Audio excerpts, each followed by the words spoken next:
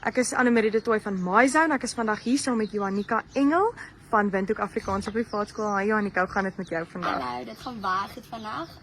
Ons is baie excited vir wat voor lê vir môre. So ja, dit gaan goed. Johannika, vertel ons bietjie meer van jou. Wie is jy? Waar pas jy in by WAP? Wat is jou rol hierso? Ek is Johannika Engel en ek is hoofdogter van 2025. Ek is ook een van die hoofdirigente wat julle môre gaan sien.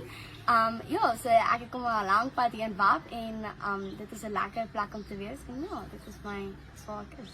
Okay, as jy sê jy kom nou al 'n lang pad, van wanneer af is jy al betrokke by WAP? Wanneer het jy hier begin? Ek het in graad 1 het ek in WAP begin. Ek onthou dit so goed, uit die kort meisietjie wat begin het.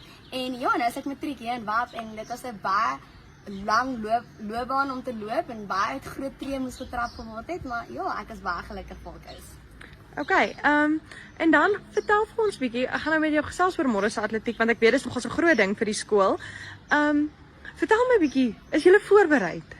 Ek dink ons is voorberei. Ons het vandag lekker saam gesing en ek voel baie positief oor wat vir Woensdag voor lê en ek dink ons gaan baie goed voorberei wees en ons gaan baie goed klink.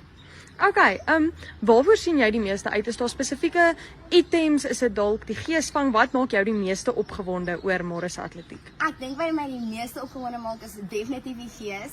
Ons gees loop hoog en ons is almal baie excited vir môre. So die gees is een van die grootste en dan definitief om my vriende vir die laaste jaar te kan ondersteun in hulle atletiek en alles wat hulle daar doen vir al die verspring. Ek sien baie uit daarvoor.